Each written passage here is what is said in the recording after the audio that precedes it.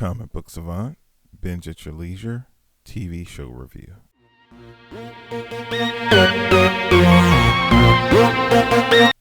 Welcome back to the Comic Book Savant podcast. I'm your host, James Harris. This episode, we're going to be doing a TV show review, going over Falcon and the Winter Soldier episode 4. If you haven't watched the episode or the series yet, you might want to watch that, come back to this because it could have potential spoilers. If you don't care about that and you just want to hear the content, you can go ahead, but I just wanted to give that little warning ahead of time. Jumping into this episode, I would have to say offhand, one of my favorite parts had to be the short flashback scene with AO and Sebastian Stan, aka Bucky, and Florence Kasumba. I hope I pronounced that correctly. They have like awesome chemistry, and I just want to see like a whole episode or so of like flashbacks of when he was in Wakanda in their relationship, because their chemistry like jumped off the screen. I don't know. We've seen her briefly, like more as a background person in like Black Panther, and later in the movie, not Endgame, but with Infinity War, we saw her in the big battle at the end in Wakanda. Like we've seen her face, different spots, and I probably think we even saw her maybe in Captain America Civil War. I can't remember how far back ago. I want to say that's when we first saw her. But she's definitely been around, so I was glad they gave her some spotlight, and she seems like a very phenomenal actress. I'm not familiar with her work outside of these movies in this bit part, and this is the most I've gotten to see of her. But now that I've seen her, I can't unsee it, and I want more of her on the screen, and I want to see more of her with Sebastian Stan, because that was just electric. Surprisingly enough, the standout performance for me, on par with the main stars, had to be Daniel Bruhl. By far, he's just really clicking and going, and how he's playing off of everyone just is really on point right now. I definitely think also this was Erin Kellerman's breakout episode.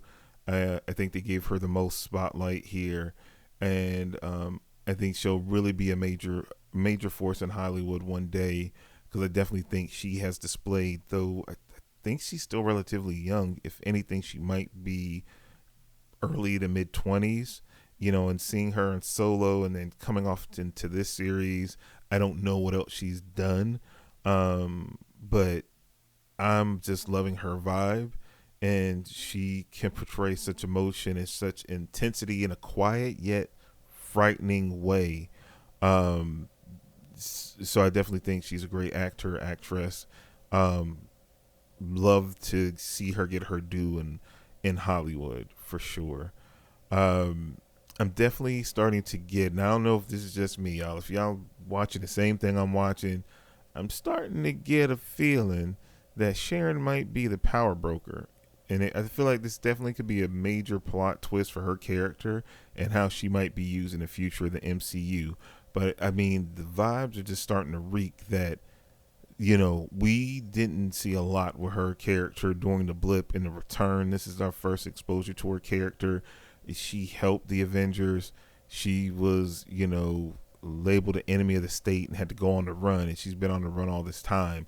What does that do to a person when your country and the people that you helped, arguably just blipped away, and you were left to kind of fend for yourself?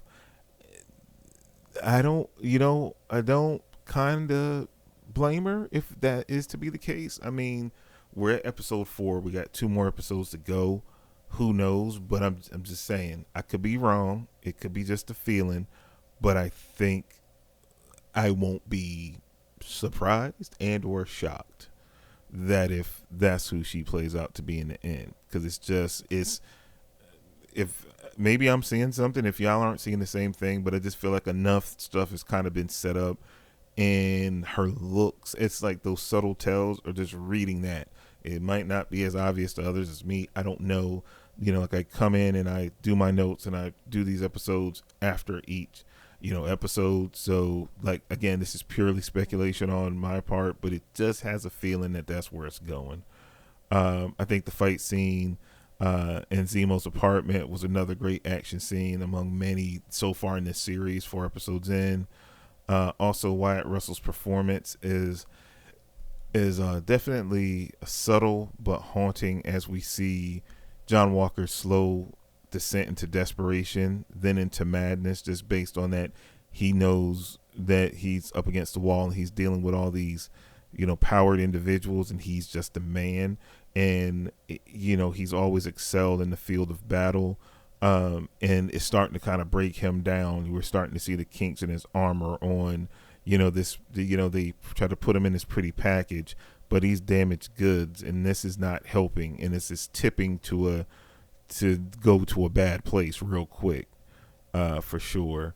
I also thought another very short but powerful scene was between, I hope I pronounce this correctly, and Depro, Adu, and Aaron Kellerman, with a simple phone conversation, but just straight bone chilling for Kellerman, as she can show how deadly she can be. It was such a great subtle scene to show that shift in Carly, and where she's dangerous.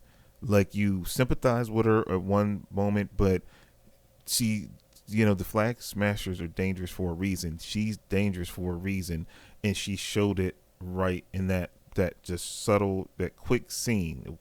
And sometimes that's all it takes. And when you cut short scenes, sometimes when you go back and you delete scenes, you can go back and they make them available like on the DVD or in special features like after it's released down the road. And you see a scene like this, and you like, it could have, for you personally, they felt for time, or if it was redundant that they cut it out, but it sets a certain tone around a performance or a character that could be needed. So this is definitely a scene that I'm glad that got kept in, because in some instances a scene like this could get cut out just for time's sake, and I'm glad they left it in because it just showed, though we were sympathizing with certain aspects of Carly's plight, right there, this chick is a problem and she needs to be dealt with. Not saying in an extreme way, but she needs to be dealt with because she's a problem in these streets for sure. She's hitting a little different with that scene, and how I was like, yeah, Flash, no, she's bad. She's bad.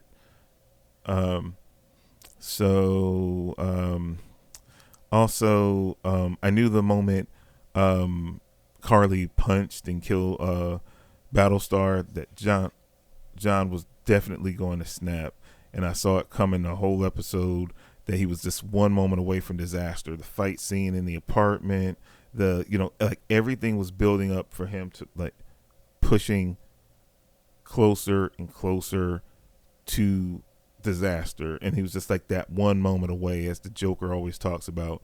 And even the Punisher is very reminiscent of the Punisher in Daredevil. Was it season 2 where they introduced the Punisher? And he was just like, you're one bad day away from being me. That definitely what this felt like. He was like projected and foreshadowed throughout. Like everything was leading to that tipping point. But the end scene and the image was definitely some of the darkest we've seen in the MCU without going too far. If that makes sense. They crossed the line without crossing the line. We've seen certain things, and I've talked about it in different things if you've listened to the podcast for a long amount of time, where I talk about certain things and aspects are built in the comics, and now we're starting to see it reflected in different areas of comic book medium, be it TV shows and movies, that certain aspects can be dark, or you can have violence, or you can have profanity. You can have anything added into the medium, and certain times, certain people take advantage of it, and you can have a lot of profanity in it just for profanity's sake, just for the effect of shock. The same thing with violence, blood, anything else. If you do too much of it, it loses its effectiveness. But if you do it just right, it can resonate and help tell the story, or bring the story or a character's journey or path along in such a powerful way, which makes the medium so great. this was that right balance perfectly. If you did anything more or anything less, it couldn't have landed and had the same resonated the same and had the same effect. And I think it's going to be a turning point going forward for the MCU, that Feige's stating here and what we're seeing with these different not Netflix, but Disney Plus series, that he's everything was bright and cheery. The world has changed. The events in the world, we're not in the same MCU we were when it started 12, 13 years ago. Things and events have changed. Heroes have changed. The events caused these new heroes that we're being introduced to be a little bit darker, a little bit more extreme than the ones we knew before. Because the world, we've been introduced to aliens and Skrulls and powered villains, more powered heroes. So then the world and the events around them have shaped them, and that's a lot of what this whole show is about. You're seeing, Carly was fighting and scrapping to survive. She became a part of an experiment that gave her powers and trying to use it for good, but then going to, because bad things happened to her doing bad things to others to try to get her point across, which then dulls the whole point that she's trying to make to begin with. But I definitely see this is a shift where Feige's willing to go, and he's willing to take some risk, and I'm not mad at it. So that's all I have to really say about that. I hope that made sense without getting too deep in a podcast about comic books. But I digress. But I really liked where they're going with the show. And just breaking down the ratings for this episode. Acting, I felt like it was a 10 out of 10. Casting, 10 out of 10. Direction in this episode, 10 out of 10. Special effects, 9 out of 10. Story, 9 out of 10. Give this a 9.75 out of 10. I think to date, this is my favorite episode of the series so far. Out of the 4, this was the standout. And that end shot of John standing over the guy, man, that it hit different. And like that was a little darker than what I was expecting, but it fit the tone of the show and the story they were trying to tell. So again, I'm not mad at it, and I don't think it was violence for violence sake. I think it was violence with a purpose to tell a bigger, deeper story. So definitely not mad at it.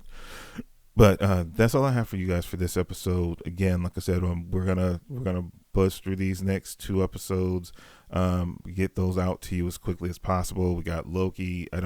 Still don't know what's coming after Loki yet. I think it's What If, which is the animated What If series. So I think that's next. They haven't announced anything outside of roundabout dates. I know it's coming in summer.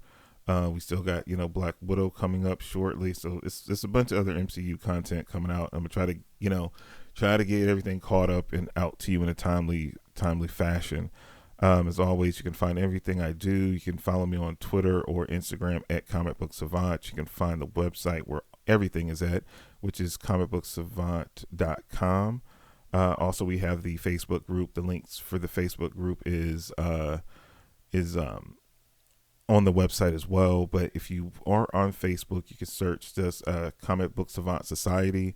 It's a group. It's a public group, so you should be able to search and find it and join. We have good conversation over there.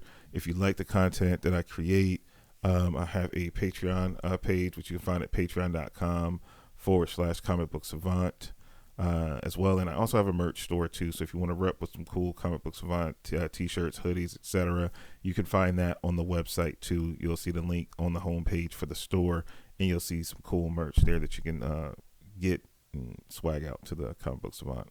Much appreciated. All helps the show and helps me creating the content for you guys. But again, that's all I have for you guys for this episode. As always, I hope you're staying safe out there. Until next time, you guys take care, and I'll talk to you soon. Bye.